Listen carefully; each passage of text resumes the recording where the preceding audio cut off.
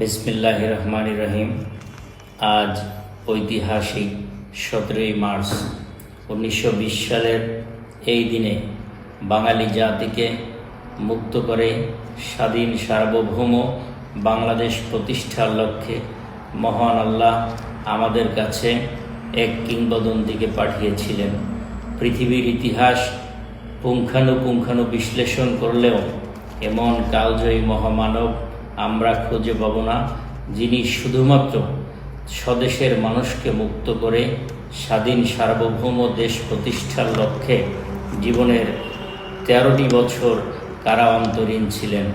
প্রশ্ন থাকবেই, Nelson Mandela কিংবা অন্যান্য নেতৃবৃন্দ 13 বছরের অধিক কারা অন্তরীণ ছিলেন, কিন্তু সেটি পর্যবেক্ষণ করলে জানা যায় শুধুমাত্র স্বদেশের মানুষকে মুক্ত করার জন্যই সেটি ছিলেন না।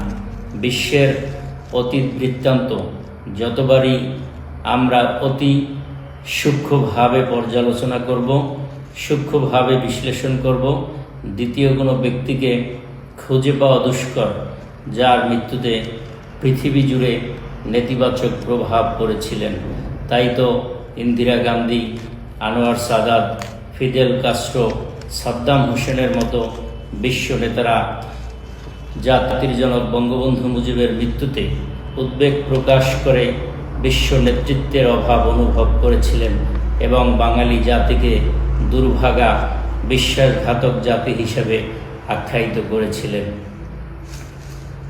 সত্যি কি আমরা দুর্ভাগা বিশ্বাসঘাতক? নিশ্চয়ই। কেননা 1975 সালের 15ই আগস্টে জাতির জনক বঙ্গবন্ধুকে নির্মমভাবে হত্যা না করলে এই বাংলাদেশ অনেক আগেই উন্নত রাষ্ট্র হিসাবে আমাদের মাঝে চিরস্মরণীয় হয়ে থাকত। আমরা এ কারণেই দুর্ভাগা, এমন কালজয়ী মহাবীরকে আজও অসম্মানিত করে তার সমস্ত অস্তিত্বকে মুছে ফেলার বৃথা চেষ্টা করছি, যাহা সত্যি অসম্ভব। হে স্বাধীন বাংলার স্থপতি বঙ্গবন্ধু শেখ মুজিবুর রহমান, তোমার হারানো সম্মান ফেরানোর জন্যই কোটি তরুণ অপেক্ষমান। তোমার নিজ হাতে গড়া প্রিয় প্রতিষ্ঠানের সাবেক একজন কর্মী হিসাবে দৃঢ় প্রতিজ্ঞ, তোমার সম্মান ফেরানোর জন্য আমরা যে কোনো ত্যাগ স্বীকার করতে প্রস্তুত। উদ্দেশ্য শুধুই তোমার হারানো সম্মান ফেরানো। তোমার আদর্শ বিক্রি করে, তোমার কর্মীদেরকে আঘাত করে যারা তোমার সংগঠনকে বিক্রি করেছে তাদেরকে পুনঃপ্রতিষ্ঠিত করতে নয়। আমরা বিশ্বাস করি এবং মনে প্রাণে ধারণ করি এ আধার অতি শীঘ্রই কেটে যাবে। আলো আসবেই, আলো আসতেই হবে।